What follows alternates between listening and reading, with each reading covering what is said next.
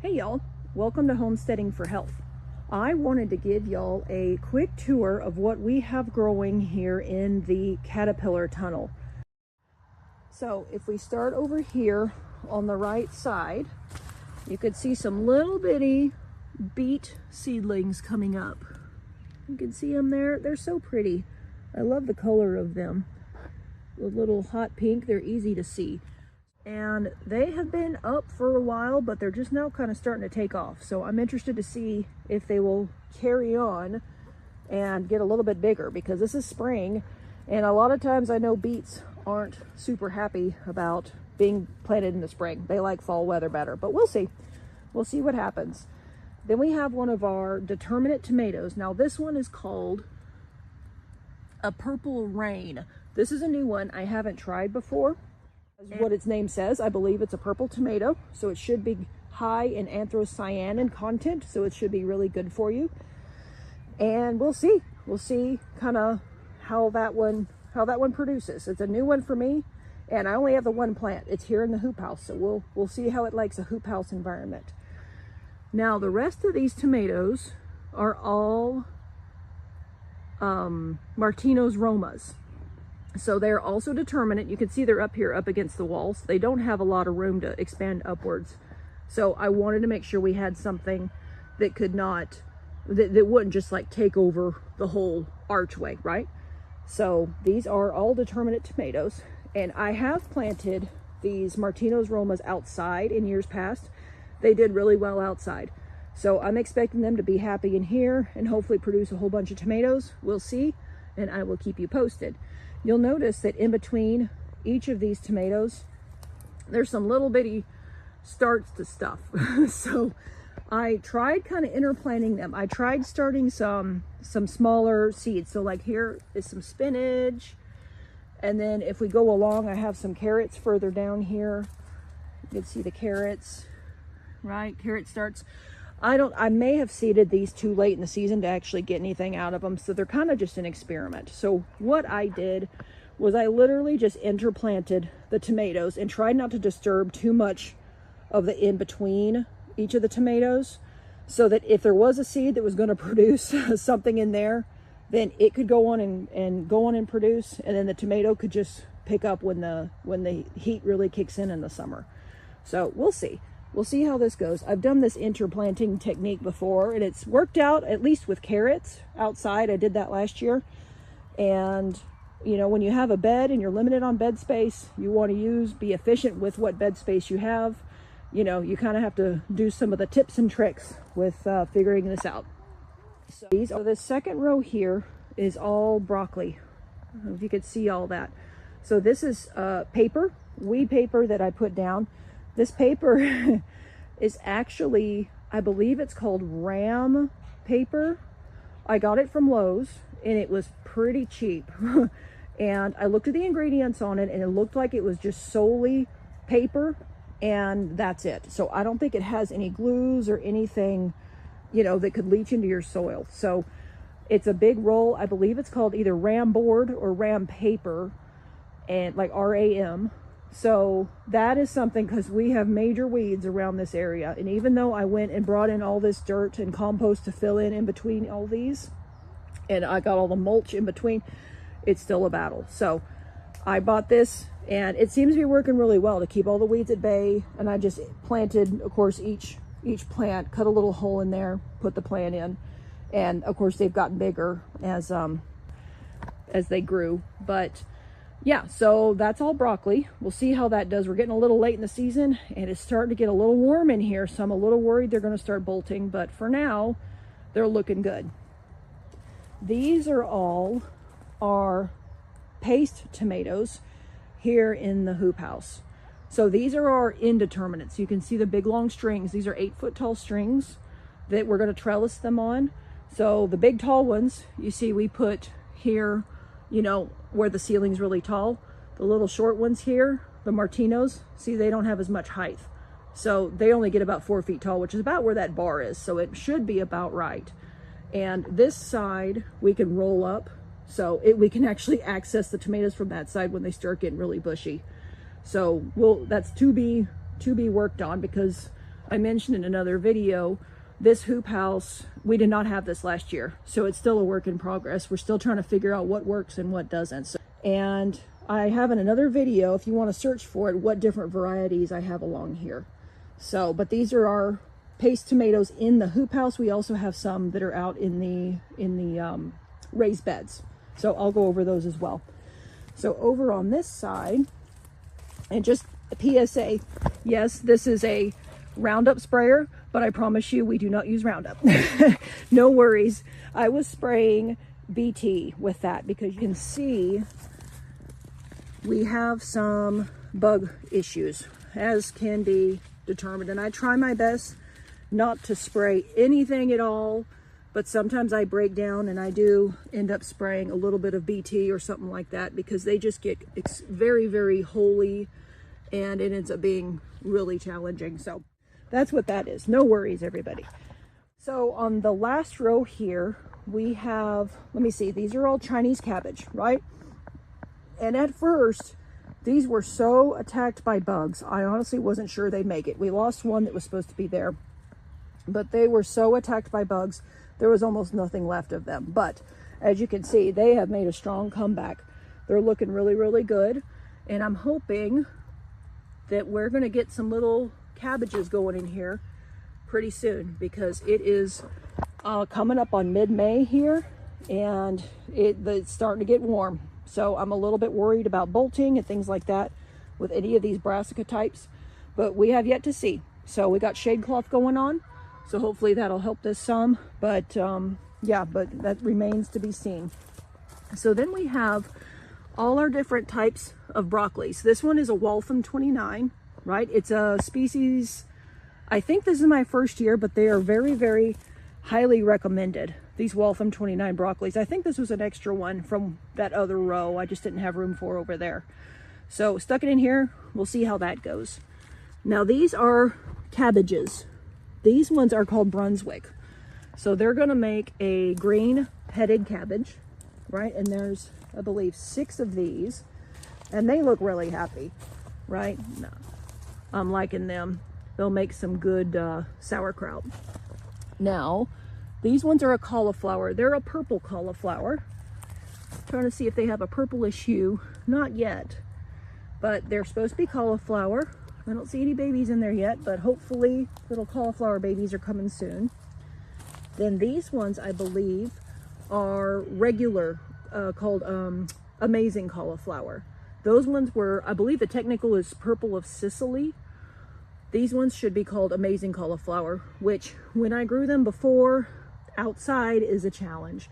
So that's why I'm trying them in here in the hoop house. All these brassicas are challenging outside just because of the bug pressure that we have and the weather where it swings and gets so hot so fast. So we'll see. We'll see if they're happier in here. But those amazing cauliflowers, when they worked great. So we have those. And then these single ones here are all just extra broccolis. These are all those Waltham 29s. And you can see that guy's already a little wilty looking. He's not super happy with how warm it's been getting. But yeah, so that is what we have in here for the hoop house right now. And I'll go outside and give y'all a tour of what we have going on in the ground and in the beds as well. So.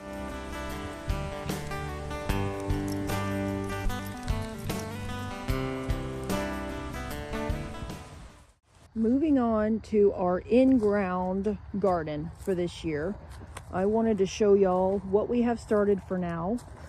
So we're right beside the hoop house here, and I have a trellis with cattle panels, a nice strong trellis, T-post holding it up, and you can see it is, each of these panels are 16 feet long, so they're overlapping a little bit here, but this makes this row about 30 feet long, okay? So you can keep that in mind if you're trying to gauge how long each of these are.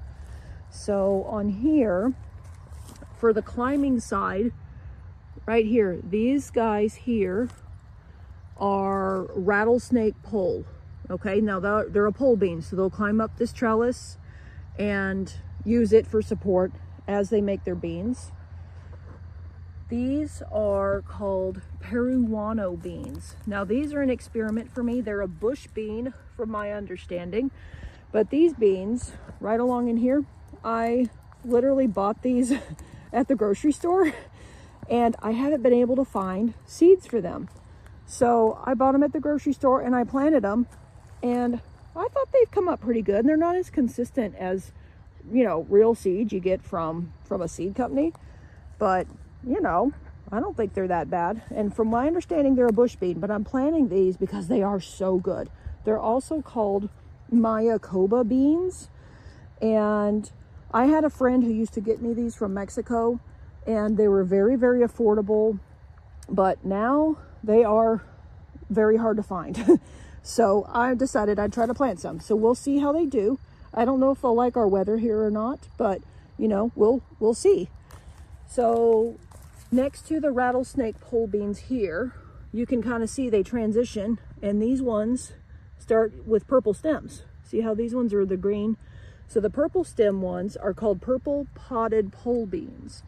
So they're kind of similar, I believe, to like a pole green bean, but they're going to be purple, so they're a lot easier to see. And keep going past there. These ones are called Ozark Razorback. Okay, so we live in the Ozarks, and I've grown these before, and they take off. They're like a black-eyed pea in taste to me. I'm used to black-eyed peas, but they are red instead of the black-eyed pea color. But they're a type of pea, so they are very, very good. And then this last little section I have here, these are the red rippers. So these are an old-timey type. It's also a pea, kind of similar to what I know is a black-eyed pea, but they are a different color. Again, they're red. And again, these ones really take off. I've heard that in historic uses, they would plant these red rippers, not just for their peas, but also for the green manure, I guess, the composting ability, because they produce so much vegetation when they get going, and they just explode in growth, and you can till them in, and they really enrich your soil. So that's what we have with the beans. So next to the beans, we have our potatoes for this year. So these are interesting. These are a funny story. I had been searching for some seed potatoes, locally, online, all that, and I did find some, but in any good quantity, especially, I don't know about y'all, but they were really expensive this year. I was looking for good organic certified seed potatoes, and they were hard to find. So I kind of gave up on doing potatoes this year because they're fairly cheap to buy compared to a lot of this other stuff that we grow in the garden. But then I looked in my fridge, and I found these old wrinkled up potatoes that I had harvested last year in a drawer that I forgot about. It was like in our fridge in our garage. And I found them, and they were all wrinkled, and honestly, they looked like they weren't any good for eating. And I was like, well, I don't even know if they'd sprout. They were so bad looking. Well, I tried them anyway. I cut them up, I got them out of the fridge, stuck them in the window, let them cure, and lo and behold, they started sprouting. So these are from last year. The potatoes themselves were from my harvest last year. They're Kennebec is the variety. And you can see they're perfectly happy. So don't ever throw out your old potatoes, right? I mean, especially if they're organic and you know where they came from.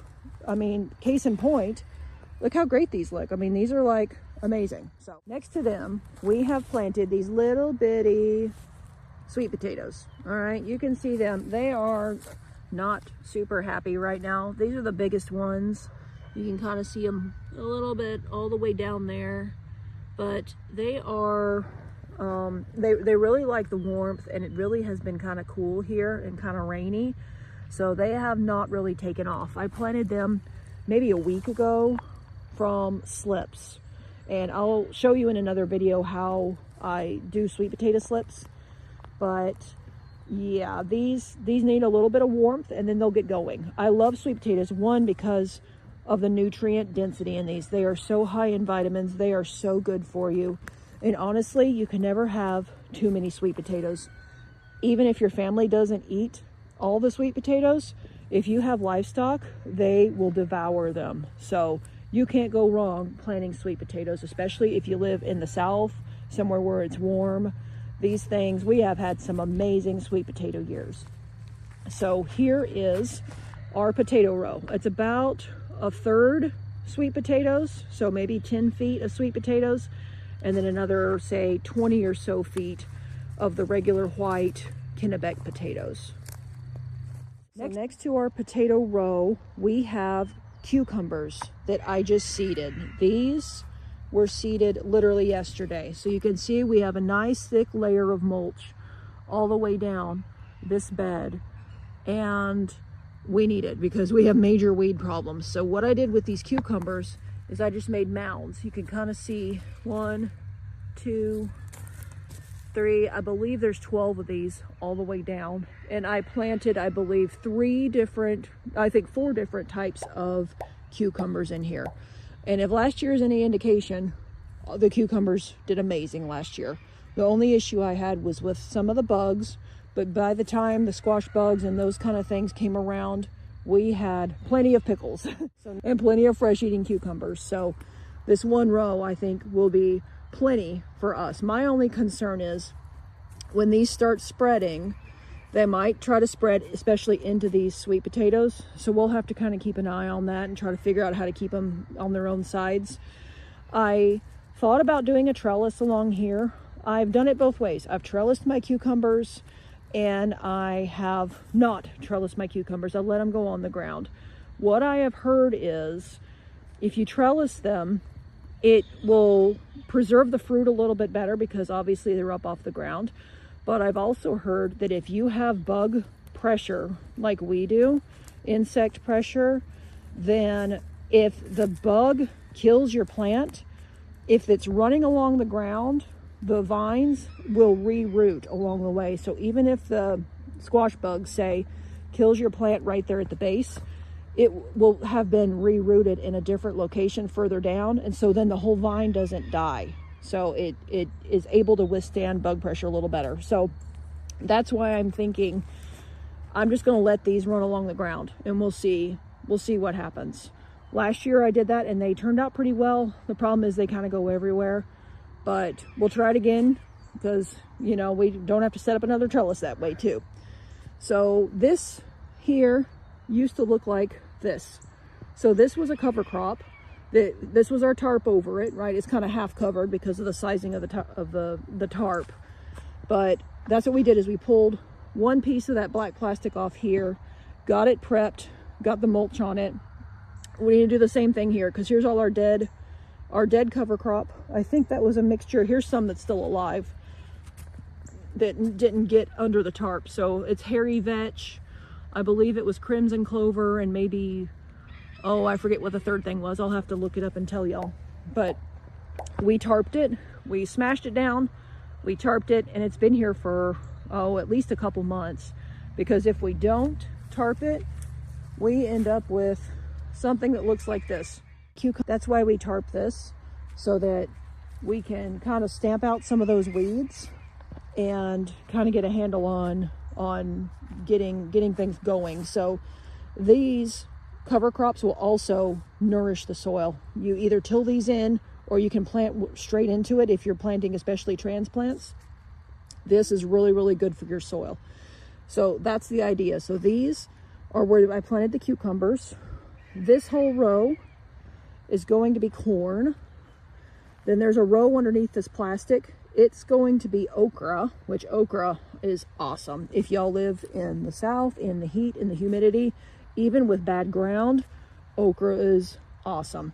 But it doesn't like cold. So that's why it's one of the last things that we plant, because it is a heat-loving plant. So, and then of course this last row, the one that's going to take the most work, that's where we're going to put all of like the squash and the pumpkins and things like that, because our biggest bug problem, I'd say we have, or at least we had last year, was squash bugs. So I wanted I guess the cucumbers could still get it. So I put the cucumbers way over there. And we'll put the squash and stuff here and have them separated so that if these guys get the squash bugs, hopefully they're far enough away from the cucumbers to not get it. But I put them over here on the far side. You can see the hoop house is over there. I put these squash and cucumbers, or I'm going to, on this far side so that if they get squash bugs, hopefully they'll just contain it more on this side. So that is the tour of our in-ground setup. So I will also go walk over here and show you what we have in the raised beds, and then that'll give y'all an idea of kind of where we're at on things.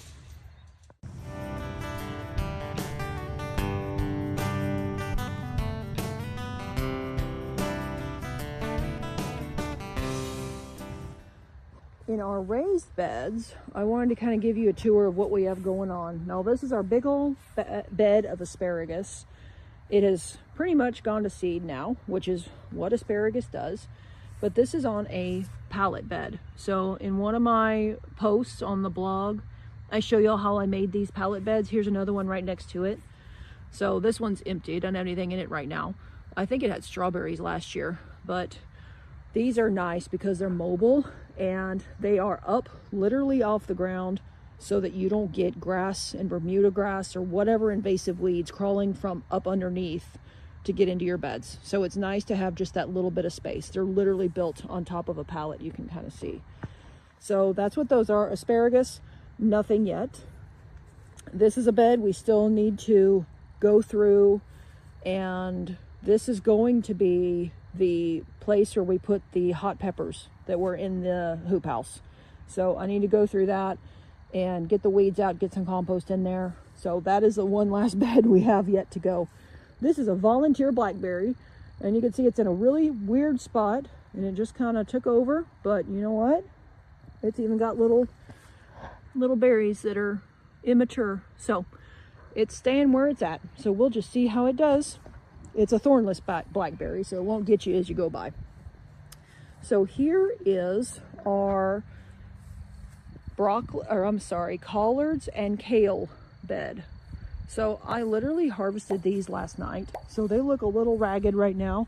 I went through and got all the big leaves, but they are interplanted here with the peas.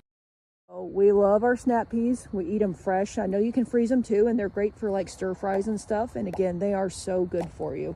And they have really, really pretty flowers too. I like those. So I have them growing on the trellis here in between all the collards and kale. So more bang for your buck. I got something vertical growing in the middle of something that grows more ground based. So next to our bed of kale and collards and peas, we have our paste tomato bed. So I did a video tour of what specific varieties we have planted in here, but you can see we have our spinach that came up from this year and interplanted the tomatoes within that spinach. So when the spinach is gone, the tomatoes will take off. When it gets warmer, the spinach will be no more. But for now, the spinach, you see, still has some really nice edible parts to it. So I'm leaving the spinach and just interplanting the tomatoes. So there are 16 tomatoes in this bed, plus this one little tomatillo. And like I said, I went over that in a separate video. If you'd like to catch that, I will put a link up here. But that is what we have here. These are our paste tomatoes. Next to that, we have our green bean bed. So these are literally just all our bush beans. There is a trellis here from last year, but these are not going to need it because these are all bush beans. I have 2 rows of dragon tongue beans, and then I have 2 rows of, let me think, oh, those were jade beans. So these were the dragon tongue, and these were the jade. So I grew both of these last year. The dragon tongue are awesome. I don't know if y'all have ever seen these dragon tongue beans, but they are a big white bean with purple stripes, and you eat them like a green bean. So I can them, we eat them fresh, we freeze them. They are so good. They are my kids' favorite type of green bean. So again, these are all bush plants that we're growing in here, and this is a 16-foot bed. So we have whatever that is, 4 times 16 foot row of our green beans. So next to that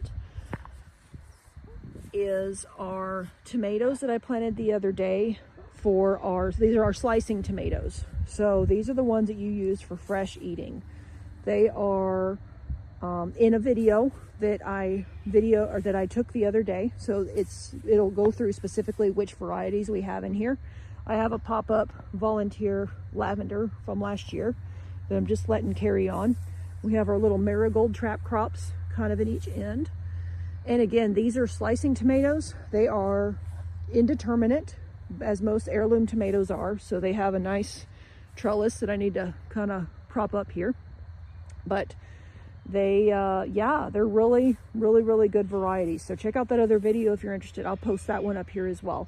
But those are our slicing tomatoes. Again, there's, I believe, 15 of those, plus there's also a tomatillo in the end of this one.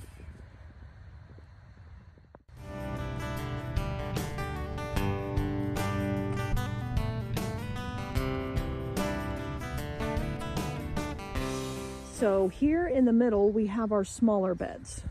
This is another pallet bed. You can see it's kind of not been moved in a while, but it is a pallet underneath there. And this is our garlic. Obviously, it used to be a strawberry bed last year. So we have a few volunteers that haven't been transplanted. But we have our garlic going. This is music garlic. So it's just gonna hang out here for a while because its timing is kind of funny compared to everybody else. So when we harvest that, I'm not sure what I'll put in here next, but it's nice to have whatever it is. It's mobile. We can move this bed wherever we want. So that is our music garlic. Here is, next to it, an in-ground bed, is some more music garlic. I did half this bed with that garlic, and this was garlic that I saved from last year. So we had a really, really bad hailstorm last year, and it pretty much killed the majority of my garlic because it just broke them off at the tops. And I saved whatever I could, and we didn't have any garlic that we grew from home last year. Like, we couldn't eat any. All this garlic I saved from those from the bulbs from last year. I didn't let anybody eat any of the garlic that actually lived. So these are the amount of cloves. Of course, when you have a bulb, you can divide it up into cloves. That's how I got this many. These are all the cloves from that garlic, because music garlic, if you haven't checked, it's kind of pricey sometimes. So we, yeah, so we saved all this, and this is what we ended up saving from last year. The other end of this bed are carrots. There's several different varieties, and what I have found funny is I planted these carrots the same time I planted the ones in the hoop house, and these ones are doing much better. You can see they're coming in fairly thick. There's a little bit of gaps here and there, but these ones are much happier. So I wonder if these are one of those things that maybe, I don't know if it's the soil, I don't know if it's the climate, but they seem to be happier here outside. Next to our carrot and garlic bed, we have our cherry tomatoes interplanted with these are going to be our sweet peppers. So our cherry tomatoes, I believe there are 8 of them in here. This is an 8-foot bed. So I have them spaced about every 2 feet. I do have, where is it? Oh, there is a tomatillo down there. So it's 7 tomato plants. And then in between each of them, I've planted a pepper. And I did this situation last year in a different bed. Obviously, you're supposed to rotate which beds you do year to year, especially with the tomatoes, because they can spread fungus and things, soil-borne diseases, if you don't try to rotate. So, but I did do last year where I had a tomato and a pepper next to each other, and the tomatoes got tall enough to where they weren't impeding the growth of the peppers. So they both grew together very well. Now this bed, these are cherry tomatoes, but they're also indeterminate, so they're going to get tall. So I still need to put a trellis in for this bed, but you can see I planted a lot more of the paste and even the slicing than these, because these are pretty much for fresh eating, right? You're not going to want to stand there and peel a bunch of cherry tomatoes, but nevertheless, they're very good. And I can go through the varieties of these that I have in a different video. But yes, but these are just our tomatoes interplanted with going to be the hot peppers, which the sweet these are the sweet peppers. The hot peppers are on the far side of the garden, because if they intermix, sometimes you can get some hot sweet peppers. So that's that. And then I have just a volunteer. This is a yarrow. This is very good plant to have around. You can kind of look up and see what some of the uses are for it, but it is something that once you plant, you'll always have it. So that is our volunteer yarrow, and I literally took out maybe 2/3 of it, and it's still got this left, and I guarantee I'm going to have to thin it again. So that's yarrow. And of course we have our little trap crop marigold in here, and those are just kind of preventative measures. I also want to show y'all real quick, next to our garlic bed I have garlic bread on my mind. Next to our garlic bed, we have a volunteer mullein. So I had mullein in this bed last year, and it was a second year mullein, so it spiked up. I don't know if you've seen them. They get really tall when they're second year, and I guess it flowered and seeded, and it made these little volunteer mulleins. So I didn't have to plant mullein this year. So that worked out. Now, if we look over here on the other side, this is one of my kids' garden beds. So they are planting a loofah. They were wanting to get loofah in here. So that's what this big arch trellis is here for. Let me show you that. It's pretty tall. There you go. So there's that arch trellis, and there was a lot of weeds in between here. So there's a lot of cardboard I use to try to get the weeds stamped down a little bit. So that's what that mess is right there. And then this bed is a younger bed of collards and kale. So there's our little ruffled bit kale and our collards, and you can see the bug issues that we have on these. Oh, there's one right there. Can y'all see that caterpillar? That's the culprit. That's one of the culprits. I've seen a few. So I'm going to get him off right now while I have him, and he's going to fly over there. So if the caterpillar issues get to be too much, I will either use a frost cloth. If it's not too hot outside, sometimes those frost cloths can trap heat. Or I will use a type of bug netting. I don't know, y'all can check out my blog and see where I was talking about using Tulle. I believe it's called Tulle, T-U-L-L-E. It's something you can find at the fabric store, and it's quite a bit cheaper than if you go buy rolls of bug netting. So I've used that before, and it's a very fine mesh that will keep out, I don't know if you've seen them in this video yet or not, but there are these little white butterflies that fly around. Those are the ones that lay the eggs for the little caterpillars that eat and chew up all your stuff.